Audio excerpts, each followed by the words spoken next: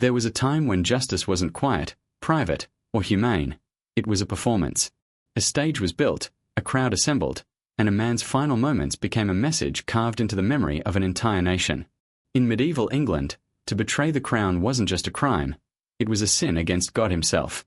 And for that sin, there existed a punishment so terrifying, so deliberately constructed, that it made death feel like mercy. It wasn't meant simply to kill. It was meant to teach. To remind every soul watching what happened when loyalty broke and rebellion dared to breathe.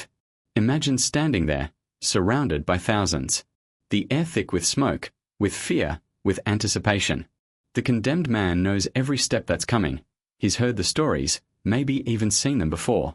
He knows this isn't just an execution. It's an event. The final act of a government determined to prove its power in flesh and fire.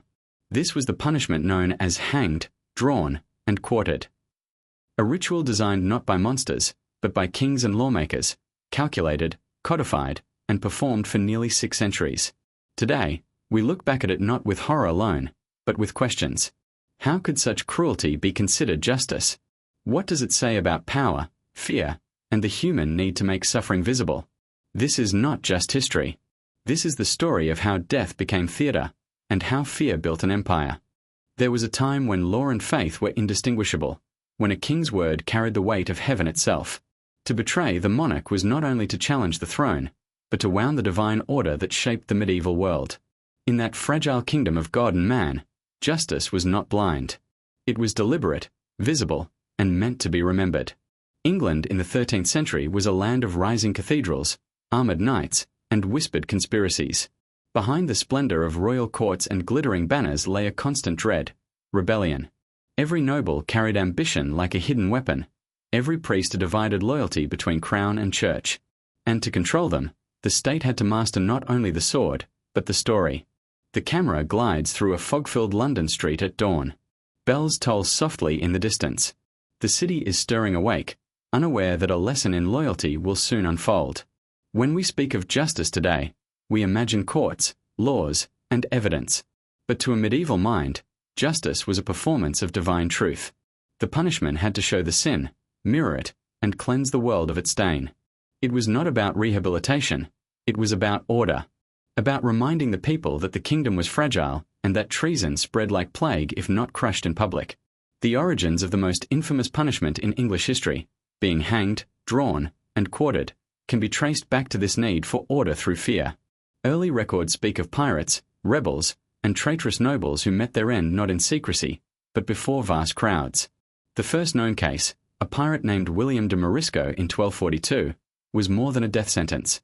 It was a message. The king, Henry III, needed to remind his subjects that the sea and the land were his domain, and no man, no matter how daring, could defy him without consequence. De Morisco's capture was celebrated, his trial short, and his punishment carefully staged. Though the chronicles soften the details, the intent was unmistakable. The punishment must outlive the man. From that moment, England began to refine cruelty into ritual. Each step of the punishment was symbolic. To be drawn, dragged through the dirt from the prison to the place of judgment, meant being stripped of humanity, reduced to a lesson. The hanging took away the life that had once plotted against the sovereign. Beheading silenced the mind that had dared to think treasonous thoughts. And quartering, dividing the body, scattered the memory of rebellion to the corners of the realm. Every motion, every word of the sentence was deliberate. Even the parchment on which the punishment was written carried a tone of cold bureaucracy. You shall be drawn on a hurdle to the place of execution, where you shall be hanged by the neck, cut down while still alive, your bowels taken out and burned before you, your head severed from your body, and your body divided into 4 parts to be disposed of at the king's pleasure. The words themselves were part of the punishment, an official promise that pain would serve as policy. Inside Westminster Hall, the largest enclosed space in medieval Europe, the light from narrow windows falls on rows of nobles, clerks, and judges. A parchment with the royal seal rests on a wooden table. The air is thick with incense and murmured prayers. Justice here is not quiet. It is a sermon in law. Why such elaborate cruelty? Because the medieval mind believed that justice, to be divine, had to be seen. If punishment occurred in the shadows, how could it serve as a warning? To them, mercy was not kindness, it was weakness. And weakness, in an age of rebellion, invited chaos. The monarch ruled not just by might, but by spectacle. The execution ground was the theatre where power was reaffirmed, where the people witnessed the boundary between loyalty and damnation. Crowds came not only to watch, but to participate, to reaffirm their faith in the order that protected them. And so, with each new rebellion or conspiracy, the same ritual unfolded. Horses pulled the condemned through the streets, crowds gathered, children perched on shoulders to see, vendors sold food, and chroniclers took notes. The kingdom learned to feed on fear. But imagine the other side of the story. Imagine being the man in chains. Days, sometimes weeks before the sentence, you know what awaits. There are no illusions of a quick death or a private farewell. You have heard the rumors, seen the crowds, and smelled the smoke from past lessons. You know the theatre, and now you are its unwilling actor. Medieval chroniclers rarely describe the emotions of the condemned, but occasionally a note slips through the cracks, a trembling hand signing a confession, a whispered prayer, a refusal to speak at all. These human traces remind us that beneath the grand moral narrative of treason and loyalty, there was a person, standing alone before a nation's gaze. The camera rises over the rooftops of London, narrow alleys, market stalls, the River Thames winding through mist. Bells echo from the tower. The scaffold stands silent, still empty, waiting. The 13th and 14th centuries were centuries of insecurity. England's monarchs faced constant threats, from rebellious barons, from Scotland and Wales, and from internal divisions of faith. Every uprising tested the idea that the king ruled by divine right. Each conspiracy reminded the crown that faith in that idea had to be renewed, over and over, sometimes through ritualized violence. It was during the reign of Edward III that this ritual became law. The Treason Act of 1351 formally defined what it meant to betray the crown, plotting the king's death, aiding enemies, or waging war against one's sovereign. For the first time, high treason was written in ink, not just declared in anger. And with it came the legal stamp for the most elaborate punishment in history. To the rulers, this was not cruelty, it was governance. In their view, every act of mercy risked rebellion, while every act of spectacle promised obedience. The system was built on fear, but fear, they believed, preserved peace. Yet even among chroniclers loyal to the throne, unease began to grow. Was this really justice, or something darker masquerading as order? The debate would echo through the centuries, but in that moment, no one dared question the king's will. Scene direction fade to emblematic moment. We return to the scaffold, still empty. The fog thickens, muffling sound. A single raven lands on a wooden beam. The royal banners stir in the wind. This was the world that gave birth to the most infamous punishment in English history. A world where faith justified cruelty, and cruelty maintained faith. A world where the law was not only enforced, it was performed. In that theatre of power, every execution was a sermon, every scaffold a pulpit, and every witness a believer. The message was clear: the body of the traitor would die, but the fear of his death would live on, whispered in taverns, retold to children, remembered in silence. And so, the stage was set, not just for a single execution, but for an era in which justice became theatre, and the audience was the entire kingdom. The fog lifts over the River Thames as bells from Westminster toll across the city. Inside the royal courts, candles flicker in silence. The long wooden benches are lined with clerks, scribes, and noblemen, each waiting for the king's decree to echo through the hall. In this age, paper could decide fate as swiftly as the sword. This is where law was born from fear, and where fear itself became law. By the mid-14th century, England stood at a crossroads. The realm was growing, its armies stretching from Scotland to France, yet its foundations trembled under rebellion and faith's constant quarrel. The crown needed more than soldiers. It needed rules strong enough to bind loyalty, not just to a king, but to the very idea of monarchy. That idea took shape in the year 1351, when King Edward III issued a decree that would define treason for centuries. It was called the Treason Act, and it turned suspicion into structure, rebellion into ritual. Before this law, betrayal had no consistent punishment. One ruler might grant pardon, another might demand the traitor's head. But Edward's England sought permanence, a code that made loyalty measurable and disobedience unforgivable. A vast wooden chamber.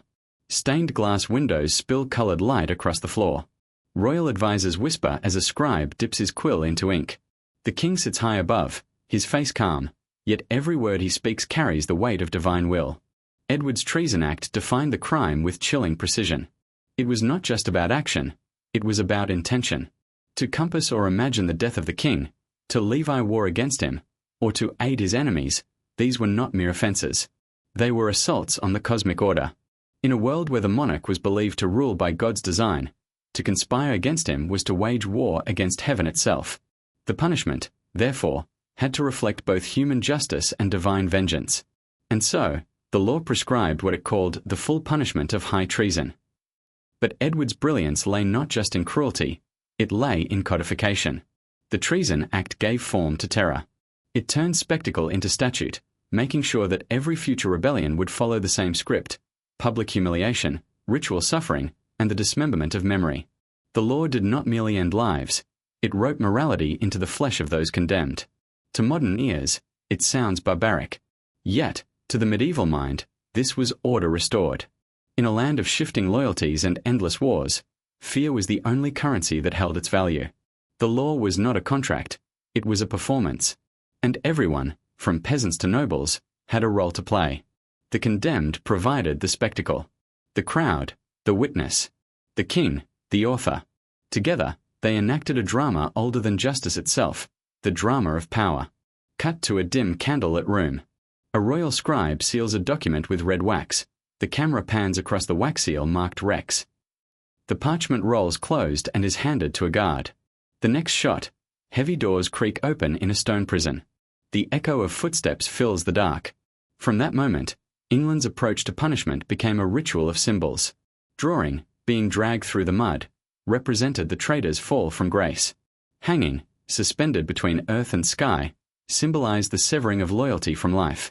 Beheading and quartering, the scattering of body and identity, ensured that the rebel's memory, like his limbs, could never be made whole again. The ceremony was not random, it was language in motion. The monarchy spoke through flesh what its words could not make permanent. It was not enough for justice to be done. It had to be seen and remembered. Merchants close their stalls. Children are lifted onto barrels to see better. Priests whisper blessings for the soul about to depart. The people have come not only for vengeance, but for reassurance that the world still has an order, that God's justice still rules through the king. The stage is set, the scaffold ready, and the royal banner flutters above the crowd. This was not execution as punishment. It was execution as theology. Across the Channel, the Church watched England's growing obsession with punishment through uneasy eyes. Rome had its own rituals of penance and purification, but even there, the body was rarely made the instrument of policy so openly. England, however, took what was once private, confession, guilt, repentance, and made it public, spectacular, and permanent. It was as if the kingdom itself sought redemption by turning every act of treason into a sermon. Was it justice or theatre? The truth lay somewhere between. The medieval ruler believed cruelty could save lives, that fear prevented bloodshed. The logic was brutal but consistent. One man's agony could keep thousands obedient. To question that logic was to question the throne itself, and few were brave enough to do so. Close-up of a parchment illuminated by flickering candlelight. The inked words of the Treason Act shimmer faintly as if alive. Outside, faint church bells toll. The camera pulls back to reveal that the same text would survive for 500 years without repeal. Indeed, the Treason Act of 1351 would remain in force, nearly unchanged, until the late 19th century. It outlived dynasties, wars, and revolutions. The Plantagenets fell, the Tudors rose, the Stuarts burned and scattered, yet the words endured. This longevity reveals something profound. England's justice was not merely about law. It was about identity. To be English was to live under a system that prized order above mercy, stability above freedom. The punishment for betrayal became part of the nation's self-image, a grim badge of resilience. Even centuries later, when Europe entered the Age of Enlightenment, British reformers hesitated to touch the old law. To abolish it, they feared, might seem like forgiving treason itself. The Treason Act, then, became both a relic and a warning, proof that cruelty, once justified as necessity, could become tradition. Your Grace, they say it's too harsh. Then let them remember, mercy breeds treachery. The whisper fades as torches burn low. The irony of history is that Edward III's law, meant to secure peace, ensured that fear would rule England's conscience for generations. What began as a response to rebellion became an institution in itself, one that shaped not only how England punished, but how it thought about loyalty, obedience, and faith. The Treason Act turned the body politic into a theatre where obedience was staged, and defiance was literally dismembered. The scene returns to the royal chamber. The king's quill stops. He blows on the ink to dry it. The wax seal closes the parchment with a faint crack. A herald steps forward to proclaim, "Let this law endure through the ages, that treason may find no refuge." The camera slowly pans upward toward the ceiling of Westminster Hall, carved angels looking down from the wooden beams, their faces impassive, timeless. The music swells, low and reverent. And thus, England bound its destiny not only with crowns and armies but with words written in ink and blood. The Treason Act of 1351 was more than law. It was ideology, theology, and theatre combined. It codified fear, sanctified punishment, and transformed rebellion into ritual. It taught generations that justice was something to behold, not to feel. But as centuries would reveal, a law built on fear cannot rule forever. For even the mightiest crown eventually learns, when justice becomes theatre, the stage always remembers the pain it was built upon. The city awakens to a strange quiet. A low fog hugs the cobblestones, and the toll of distant bells rolls across the Thames like a warning. By sunrise, word has already spread. A traitor is to be judged today. It is not merely a punishment, it is an event. Men leave their workshops, mothers hold their children by the hand, and merchants close their stalls. All paths lead to the same destination, the wooden scaffold rising above the city square, its fresh timbers glowing pale in the morning light. In medieval England, executions were not hidden from public view. They were the pulse of royal power, the living proof that the law was not just written on parchment but enforced in the flesh. The Treason Act of 1351 had formalized the ritual. From the moment a man was found guilty of high treason, the entire process became a meticulously choreographed performance, designed to reaffirm the authority of the crown. Every stage had meaning. Every gesture, every word spoken by heralds or priests, carried symbolism. Justice, in this time, was not something done for the people, it was done before them. The condemned man begins his final passage through the city. He is not taken swiftly to death. He is drawn, tied to a wooden cart, pulled by a single horse through the narrow streets of London. The cart creaks, the iron chains rattle, and behind the walls and windows, faces appear, silent, fearful, or curious. Some whisper prayers, others hurl insults. But all watch. To the medieval mind, this journey was not cruelty, it was confession. By being dragged through the streets, the condemned retraced the moral descent that led him to treason. The filth, the noise, the humiliation, all were part of the purification. This spectacle served two masters, religion and politics. To the church, it symbolized penance before judgment. To the crown, it was a public reminder that betrayal would be dragged through the dirt before being erased. By the time the procession reaches the place of execution, Tyburn, Smithfield, or Tower Hill, thousands have gathered. Vendors sell bread and ale. Children perch on rooftops. Nobles in fur-trimmed cloaks stand at the edge of the scaffold, while peasants crowd closer to see the condemned's face. It feels less like mourning and more like theatre. Yet beneath the noise, there is tension. Every execution carries risk, not only for the condemned, but for the crown. The crowd's loyalty is never guaranteed. A single speech from a brave prisoner, a single prayer uttered with conviction, can turn the mood from obedience to sympathy. For this reason, the authorities often control the script. The prisoner may be allowed to speak, but only words of repentance. No defense, no politics, no sermons of defiance. The scaffold itself is a stage of moral architecture. At its center, a wooden platform, a noose hanging still. To one side stands the royal herald holding the written sentence. Near him, a priest waits in quiet prayer, representing the mercy of the church. On the opposite side, the executioner, hooded, silent, represents the power of the state. Behind them, royal banners wave in the wind, painted with the lion and cross, reminders that this is not vengeance, but order. The condemned stands between heaven and earth, body trembling, yet surrounded by the full machinery of belief and authority. The act begins with silence. The herald reads aloud the crimes, plotting against the king, conspiring with enemies, threatening the realm. Each accusation strikes like a drumbeat, echoing across the crowd. Then, the sentence, recited with the cold rhythm of ceremony: the man shall be drawn to the place of execution, hanged by the neck, cut down alive, his life forfeit to the mercy of the king. No explicit details are needed. The people already know what follows. They have seen it before, and they will see it again. What matters is not the pain, but the order, the sequence of justice unfolding exactly as prescribed. This is England's greatest illusion, that through ritualized cruelty, peace can be preserved. As the event unfolds, the mood of the crowd begins to shift. The loudest voices fade first. The laughter dies away. Faces grow solemn. The human weight of the moment begins to settle in. Mothers hold their children tighter. Some avert their eyes. Others stare as if hypnotized, caught between fear and fascination. The executioner performs his task with precision. The herald signals when to proceed. The priest murmurs the final prayer. The crowd, once rowdy, now watches in reverent silence. And then, it is over. A moment of stillness. A collective breath. And the realization, not of justice, but of fragility. That one man's death is meant to protect thousands of lives. But the ritual does not end with death. The body, in law and symbolism, belongs to the crown. The remains are treated as instruments of deterrence, distributed, displayed, and preserved as a grim message. Heads are placed on spikes above city gates. Fragments of banners and seals accompany them, reminding everyone that rebellion ends in ruin.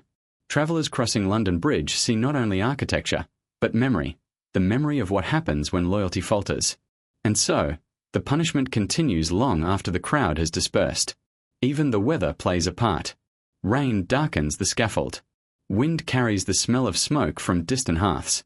By evening, the square is quiet again, as if nothing had happened. But the image remains, whispered by those who saw it, retold by those who heard it. In this way, the execution lives on, not in spectacle, but in story. To modern sensibilities, it is impossible not to see the barbarity. But to those who lived it, the ritual was reassurance, proof that order existed, even in its harshest form. The execution ground was both theatre and temple, the stage where power played out its authority, the altar where loyalty was renewed through fear. And as strange as it seems, these public displays worked. Rebellion waned for decades at a time. The people obeyed not just from faith, but from memory. Yet, with time, cracks began to form. Even within royal circles, some whispered that such cruelty served not God, but vanity. Some priests refused to bless the spectacle. Some citizens began to look away. The theatre of justice was becoming too heavy to watch. The camera pans upward, leaving the empty scaffold behind. Mist rolls back across the city as church bells toll again. The rising sun cuts through the fog, illuminating the rooftops of London. Life resumes, the market opens, the people return to work, and the wheel of history turns once more. But the echo remains. For centuries, this ritual defined English justice, a fusion of faith, fear, and performance. Each execution was a sermon, each scaffold a symbol. The condemned were meant to disappear. But in truth, they remained, in the minds of those who watched, in the stories passed from father to son, in the architecture of law itself. This was the paradox of power. To maintain control, the crown had to make cruelty public, and in doing so, it taught its people not just obedience, but remembrance. The theatre of punishment had achieved its purpose, yet in that performance, a question began to form. When justice becomes theatre, who is truly redeemed, the ruler or the crowd? The morning after an execution, the air in London feels different. The smell of smoke still hangs faintly over the city, mixed with incense from nearby chapels. Inside the stone walls of parish churches, priests whisper prayers for the souls of the condemned, and for the kingdom that demanded their sacrifice. This was not an act of vengeance. At least, not officially. It was justice as theology. In the medieval world, every act of law was also an act of faith. The king ruled by divine right, and the church sanctioned his power. But within that fragile partnership lay a dangerous tension, one that turned public executions into both sermons and spectacles. The bond between throne and altar was never simple. The monarch claimed to rule with God's blessing, yet the church claimed to speak for God himself. Each needed the other, and each feared the other's influence. When rebellion threatened the realm, the church often stood beside the king, blessing the punishments as acts of purification. To cleanse the kingdom of treason was to cleanse it of sin. But when the accused were priests, monks, or believers who defied royal control, that same church became the victim of its own theology. During the reigns of Henry VIII and Elizabeth I, this tension exploded. Catholic priests who refused to recognize the monarch as head of the Church of England were branded as traitors. Men who carried nothing but prayer books were led to the scaffold. And yet, as the flames of political faith burned higher, a strange reversal occurred. The executed became martyrs, and their deaths became testimonies stronger than any sermon. A flicker of candlelight dances across a carved wooden crucifix. The priest lowers his head, murmuring a prayer for mercy. The same symbol of salvation that once blessed kings now watches silently as kings command judgment. For centuries, the Church had taught that sin demanded atonement, that suffering could cleanse the soul. The Crown took that doctrine and gave it form. The scaffold became a place not just of death, but of redemption. The condemned man was encouraged to confess, to show remorse, and to forgive his executioners. The public, in turn, was told to pray for him, to see the punishment as both lesson and warning. This delicate balance between horror and holiness gave the spectacle its power. It was not meant to be random cruelty. It was ritual, a moral drama that claimed to save even as it destroyed. But faith is unpredictable. The same ritual that was meant to prove divine justice could also awaken compassion. As the crowd watched, some saw only justice served. Others saw a man dying with courage and prayer on his lips, and wondered, whose cause was truly righteous? A moment of silence could change everything. If the condemned spoke calmly, if he forgave those who condemned him, if he invoked God's name, the people might see not a criminal, but a saint. That was the danger. Faith could not be fully controlled, even by kings. History offers countless examples. The Carthusian monks executed in 1535 for defying Henry VIII's reforms met their death singing psalms. Their composure unsettled the crowd. What was meant to reaffirm royal supremacy instead inspired quiet rebellion of conscience. Later, during Elizabeth I's reign, Catholic priests such as Edmund Campion faced the same sentence. To many, he was a traitor. But to witnesses moved by his final words, he was a holy man standing firm in faith. His courage spread through whispers and hidden letters, becoming a symbol that outlasted his judges. Even Protestant England, which once celebrated its martyrs burned under Queen Mary, now found itself creating new ones under a different crown. The same mechanism of fear produced saints and legends. The line between heretic and hero blurred, and with it, the authority of spectacle began to crack. The camera pans over faces in the crowd, ordinary Londoners. The laughter that once filled the square is gone. The excitement fades. In its place grows something quieter: fatigue, reflection, doubt. Some begin to ask, if God truly wills justice, why must it be so cruel? If truth is divine, why does it need a scaffold to survive? These questions would echo for generations. Beneath the surface, every holy execution was also political. The crown needed faith not to save souls, but to govern them. Each ceremony was a reminder that obedience was sacred, that rebellion was not only a crime against the state, but a sin against heaven. Royal advisers understood this better than anyone. They wrote the speeches, chose the prayers, and even selected which priests would attend. Every detail served the same purpose: to merge political power with divine authority so completely that to question one was to question both. Yet that same merging planted the seeds of resistance. For if kings ruled in God's name, then subjects could ask, what if the king was wrong? What if true faith required defiance? This quiet rebellion of conscience became the beginning of something new: moral independence. Close-up of a single candle burning low beside a parchment titled the Treason Act. The wax drips slowly, pooling around the royal seal. Light fades. A new dawn glimmers through a high stained glass window, coloured rays spilling across the empty church floor. By the 18th century, the world began to change. The Enlightenment brought new questions about justice, punishment, and human dignity. Thinkers like Cesare Beccaria argued that punishment should be swift, private, and proportionate, not theatrical. The Church, too, began to shift. Mercy replaced spectacle. Redemption was no longer measured in suffering, but in repentance. The sacred partnership between altar and scaffold weakened, and, eventually, broke. Still, the memory endured.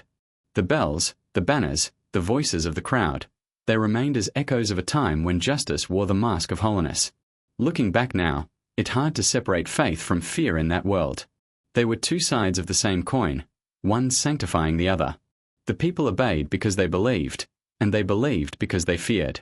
Yet within that fear, something profoundly human persisted: empathy. The same crowd that once cheered could also fall silent, moved by the courage of a dying man or the tremor in a priest's final prayer. That silence, that moment of shared humanity, was the first crack in the armor of absolute power. A panoramic view of old London fades into the present. Where once the scaffold stood, now there is only a quiet square. The stones beneath carry no visible stain, yet history lingers in their silence. The sound of a bell rings once, not in judgment, but remembrance. Faith once gave kings their crowns. Fear kept those crowns from falling. But neither could endure forever.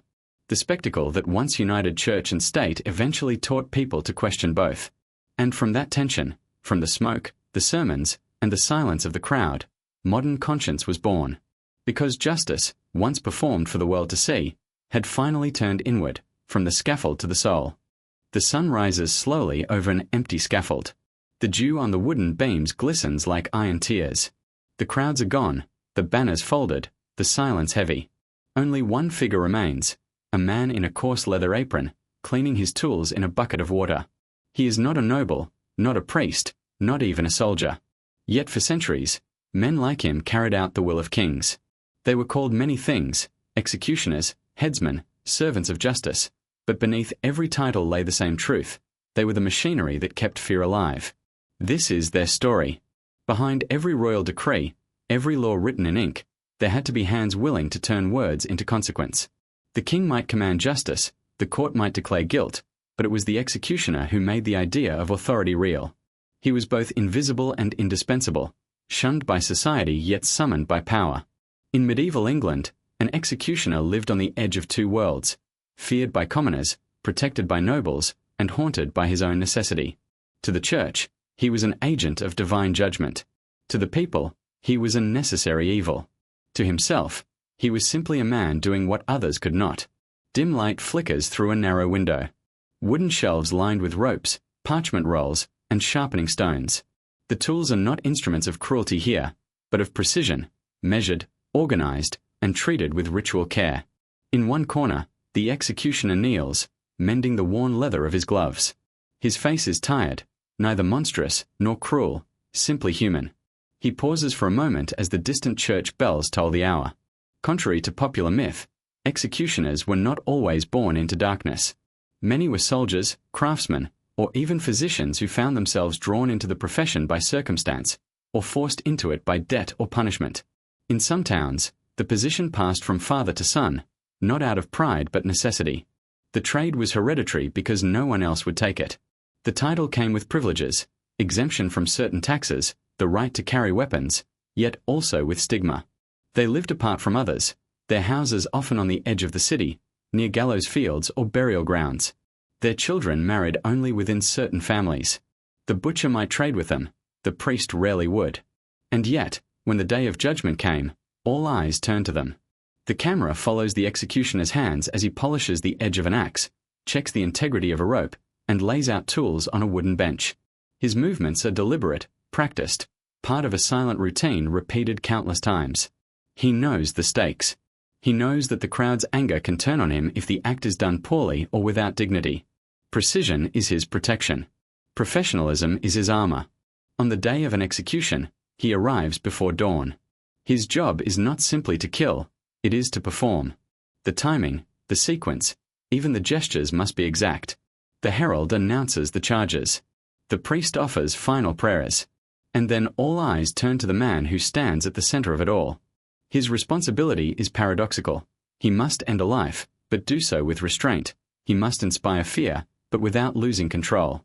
In many cases, the condemned or their families would pay him for a clean cut, a sign of mercy in a system built on spectacle. An execution gone wrong could ruin his reputation or even cost his life. A clean one earned reluctant respect and silence. To understand this world, one must see it not through the eyes of kings or crowds, but through the man who carries the burden of both. Every act he performs is layered with meaning, legal, moral, and personal. Yet once the crowd disperses, those meanings collapse into the same question that haunts him. Was justice served, or simply obeyed? Chroniclers tell of executioners who prayed before their duties, who wept in private, who drank heavily afterward to forget.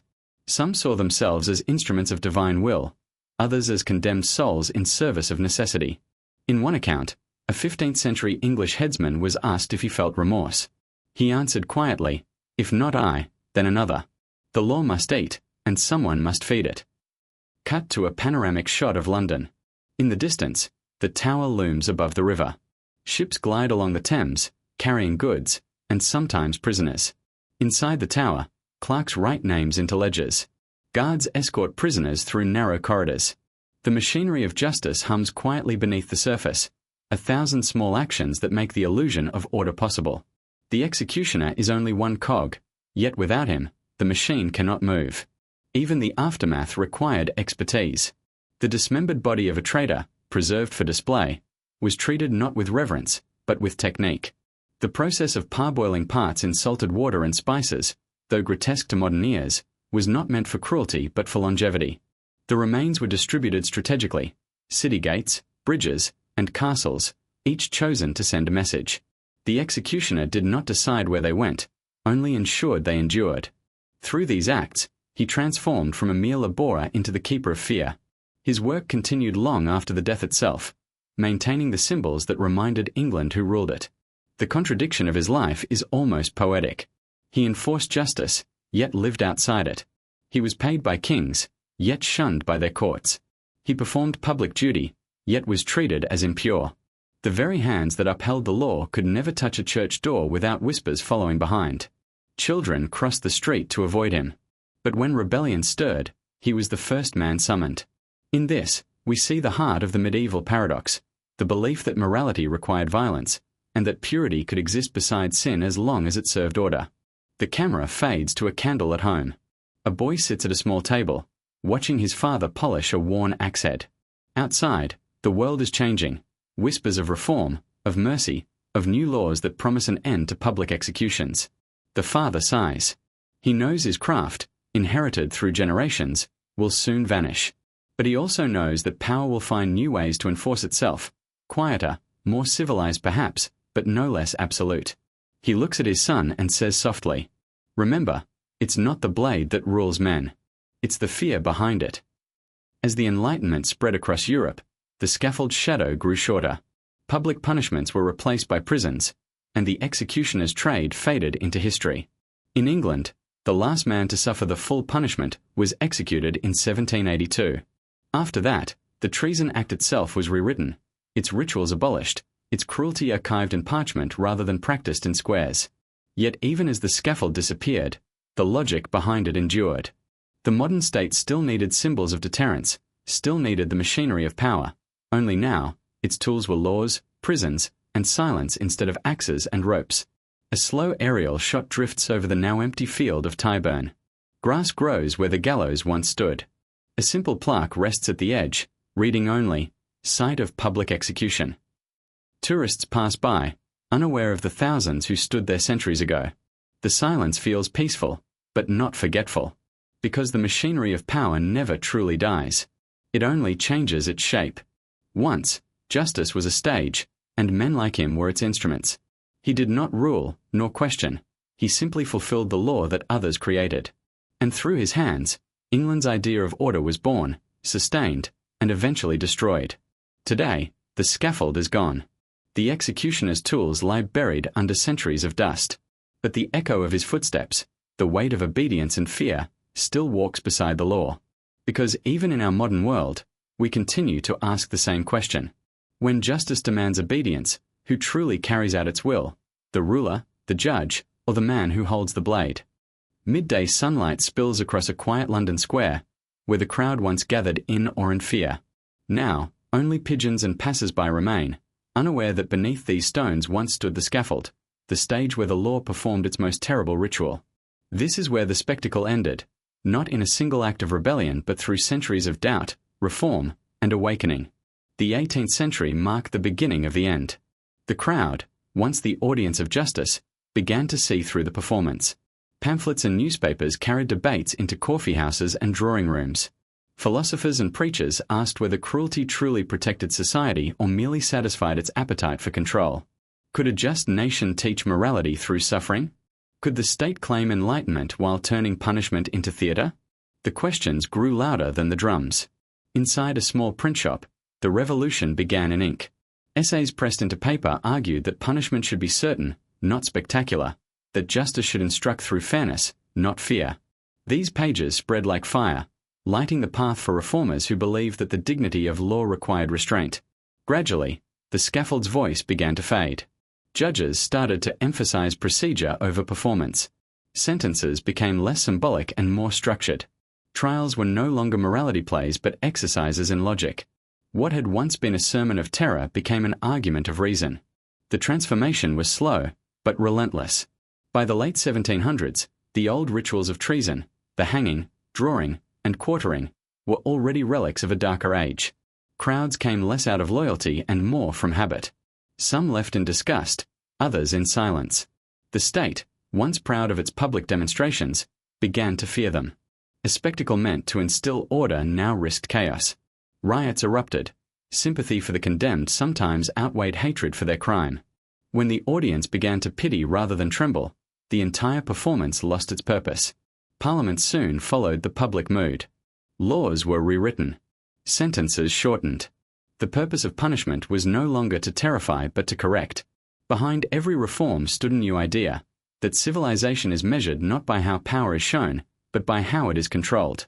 The courtroom replaced the scaffold. The record book replaced the public square. Justice became something to administer, not display. The new world was built on silence. In the prison, not the plaza, justice took shape. Iron doors closed where banners once waved. The condemned no longer faced crowds. They faced paperwork, signatures, and ledgers. In this silence, power became more efficient and less visible. The executioner's world dissolved, replaced by clerks, jailers, and magistrates. Fear, once shouted from wooden platforms, was now written in laws and enforced through bureaucracy. This shift was not just political, it was philosophical. Thinkers like Cesare Beccaria and reformers across Europe argued that punishment without purpose was barbarism. If the state claimed moral authority, it had to reflect that morality in its actions. The measure of progress was not the number of bodies punished but the limits placed on suffering itself. The guillotine in France, the long drop hanging in England, the eventual abolition of public execution, each was a step toward a colder, quieter, more rational kind of control. In the new order, justice dressed in restraint. The public no longer saw the act, it read the record. The state no longer ruled by spectacle but by documentation. A society that once gathered to watch judgment now trusted it to happen behind walls. What had been performance became process. What had been witnessed became archived. And yet, in removing the spectacle, something intangible vanished too. The scaffold, brutal as it was, forced the public to confront what it demanded in its name. Now, judgment was invisible. People could condemn without looking, sentence without seeing. The transformation that made law humane also made it abstract. Power, once theatrical, became administrative, and therefore harder to question. Still, the change was irreversible. Justice learned that mercy was not weakness but wisdom. The dignity of the law depended on its ability to limit itself. The Enlightenment had taught the state what centuries of cruelty had not, that authority endures not by fear, but by credibility. The crowd dispersed, and with it, the need for a stage. In the present day, where the Tyburn gallows once stood, only a small plaque remains. Tourists walk past it without pause. A guide stops a small group and gestures toward the ground. Here, she says softly, the city once gathered to witness the law. The listeners imagine the banners, the voices, the silence that followed, and then return to the noise of traffic, the rhythm of modern life. Justice, once shouted to thousands, now whispers in courtrooms, verdicts, and statutes. It no longer seeks spectacle. It seeks permanence. We traded the roar of the crowd for the sound of pens and keys. The transformation that began with fear ended with procedure. The state no longer displays its strength in the square, it records it in silence. And in that silence, the lesson remains. Civilization is not the absence of punishment, but the presence of restraint. The scaffold taught obedience through terror. Its fall taught responsibility through reason. The public stage gave way to the courtroom, and justice stepped from performance into promise. Power still speaks, but now in quieter tones, ink instead of iron, verdicts instead of violence. Because the end of spectacle was not the end of punishment. It was the beginning of conscience. The city glows under a fading sun. Streetlights blink on across Westminster, where glass towers now stand beside the stones of older centuries. Beneath the hum of cars and voices, something ancient lingers, the quiet echo of justice once performed in front of thousands. London has forgotten the sound of the scaffold, but not the lesson it left behind. The story of hanging, drawing, and quartering is not only about cruelty, it's about transformation. It shows how power learns, adapts, and disguises itself. When the stage was dismantled and the gallows taken down, the idea of justice didn't vanish. It simply changed its costume. Even in an age of courts and codes, the same instinct that built the scaffold still lives in us, the desire to see guilt punished, to feel that order has been restored. We no longer gather in squares to watch, but we gather online, in headlines, comment threads, and public outrage. The stage has shifted, but the performance remains. Every viral trial, every scandal dissected in real time, carries the echo of that ancient ritual. The judgment of kings has become the judgment of crowds. Where once the cry was "Behold the traitor," now it's a digital chorus of moral certainty. The spectacle that once defined punishment has moved from the square to the screen. The camera pans from the plaque at Tyburn to a glowing smartphone screen in a cafe. A news alert flashes, public outcry over corruption scandal. Faces lean closer, someone shakes their head. Justice still seeks witnesses. The difference is that today, no one sees the rope. The punishment is social, not physical, yet the energy feels hauntingly familiar. The architecture has changed, but the psychology endures. The scaffold gave people certainty, visible, visceral proof that order existed. When justice went indoors, it became abstract. And so, humanity found new ways to bring it back into view. Courtrooms became televised. Headlines became verdicts. Cameras turned trials into dramas and defendants into characters. The moral appetite that once demanded punishment still craves its resolution, only now dressed in the language of transparency and truth. Yet the same risk remains. When justice becomes performance, truth begins to blur. Cut between two worlds, the silent stone archives of Westminster, where parchment decrees from the 14th century rest in glass cases, and a modern data center, glowing blue with thousands of blinking lights. Both are repositories of power. Both preserve judgment. The old kingdom recorded guilt on paper. The new one records it in pixels. From execution to imprisonment, from spectacle to system, each reform hid the machinery more deeply. But the function remained the same, to preserve order by defining who is inside and who is out. The scaffold divided the righteous from the condemned. The prison divided the lawful from the lawless. Today, algorithms divide the credible from the suspect. The tools evolve, but the logic endures. The story of justice is also the story of control. Modern law claims reason over ritual, compassion over cruelty. Yet our fascination with punishment persists. We no longer cheer in public, but we watch from the safety of distance, our curiosity hidden behind moral language. Perhaps we have not escaped the spectacle at all. Perhaps we have only softened its edges. The medieval crowd saw the body. We see the narrative. Both make us feel that justice has been done. Both make us believe we are on the right side of the line. A teacher stands before a group of students at the Museum of London. On display, an old executioner's axe, dull with time, and a yellowed page from the Treason Act of 1351. The children stare, silent. They believed this was justice, the teacher says softly. They thought it would make the world safe. A boy frowns. Did it? The teacher doesn't answer. The bell rings. The question lingers. The end of spectacle taught nations that justice must be bound by law, not by passion. But law, too, must be bound by conscience. The past reminds us that civilization is fragile not because it forgets its barbarism, but because it can so easily disguise it. Every era builds its own version of the scaffold, visible or invisible, physical or digital. The only safeguard is awareness, the willingness to remember that power, once justified by faith or fear, can only be restrained by empathy and reason. A sweeping shot glides over London at night. The tower's ancient stones, the glowing dome of St. Paul's, the lights of Parliament reflected on the Thames. The same river that carried prisoners to their fate now carries reflections of a freer city. Yet even freedom must be guarded from forgetting. Progress, history teaches, is never clean. Each reform inherits the shadow of what came before. Public punishment taught obedience. Private justice taught procedure. Both serve order, and both risk losing compassion. The true evolution of justice is not in how it punishes, but in how it remembers, whether it can look at its own reflection without turning away. When people stopped watching executions, They also stopped seeing death as entertainment. When they stopped cheering punishment, they began to question guilt. That moment of silence, that collective refusal to watch, was perhaps humanity's most profound moral act. From that silence grew ideas of human rights, of equality before the law, of the simple but radical belief that no one, not even the condemned, should be humiliated in the name of justice. The scaffold's shadow taught empathy. Its fall taught responsibility. The final image. A young woman pauses at the Tyburn plaque, phone in hand, reading the inscription. Behind her, the city moves. Buses, voices, neon lights. She lifts her gaze, thoughtful, then walks away. The camera tilts down to the plaque as rain begins to fall, drops blurring the engraved words. Reflections of modern life shimmer across the wet stone. Fragments of headlights, footsteps, umbrellas, merging past and present. Justice has changed its stage but not its purpose. It still asks us to believe, to witness, to judge, but now it asks something more, to understand.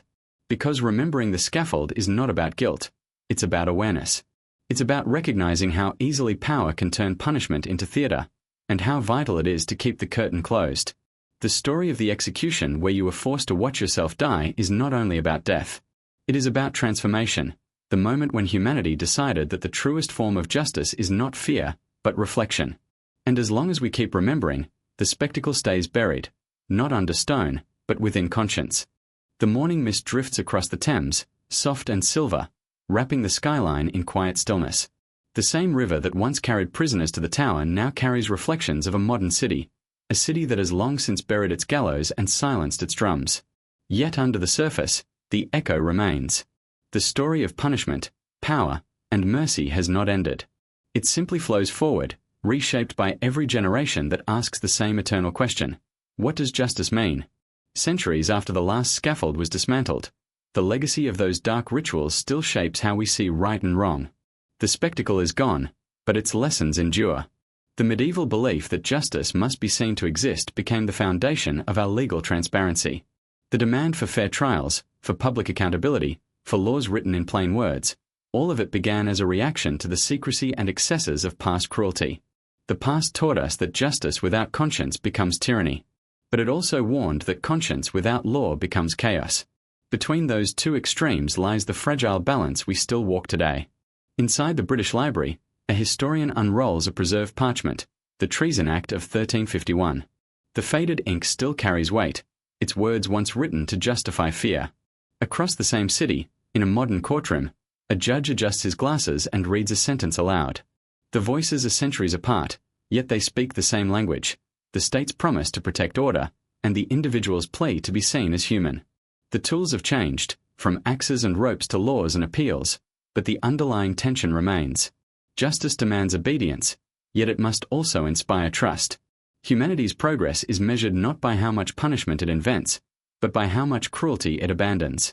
The abolition of torture, the end of public executions, the recognition of universal rights, these were not gifts from rulers. They were hard-earned shifts in moral perspective, built from centuries of watching and remembering. The scaffold may have vanished, but its shadow taught us empathy. Its silence gave birth to compassion. Every monument that marks its absence is not a celebration of power but a warning against forgetting. The camera moves slowly through London at dawn. The smooth glass of modern courthouses, the arches of Parliament, the lingering silhouette of the Tower against the river fog. Justice still walks these streets, though not in the same robes or rituals. It speaks through laws, through rights, through the collective conscience of a society that once believed fear was the only teacher. Today, our justice systems rely on process rather than spectacle. Yet every law, every courtroom, still carries an echo of that old stage. We no longer punish in public squares, but we still wrestle with visibility. Cameras in trials, headlines of scandal, social debates, they are the new theatre, the modern audience demanding to see justice done. The danger remains the same. When seeing becomes more important than understanding, the line between justice and judgment begins to blur. We build prisons to protect society, yet they often isolate rather than heal. We create laws to ensure equality, yet they can entrench bias if not questioned. The lesson of history is clear. The more confident power becomes in its righteousness, the closer it drifts to repeating its mistakes. Remembering cruelty is not the same as celebrating it. To remember is to confront the truth, that even our most enlightened institutions are capable of darkness if left unchecked. The past exists to remind us that law without empathy is just another form of force. The reason we preserve the stories of executions, trials, and punishments is not to glorify suffering, but to understand what happens when humanity forgets its own reflection. Each generation inherits the same question from the one before: how do we balance justice with mercy? How do we protect order without silencing compassion? The answer changes with time, but the question never disappears. The camera expands beyond London to cities around the world. In The Hague, the International Criminal Court stands in stark, modern beauty. In Warsaw, memorials mark where secret prisons once stood. In Johannesburg, names of the unjustly condemned are carved into stone. Across continents, nations confront their pasts in museums, archives, and quiet fields.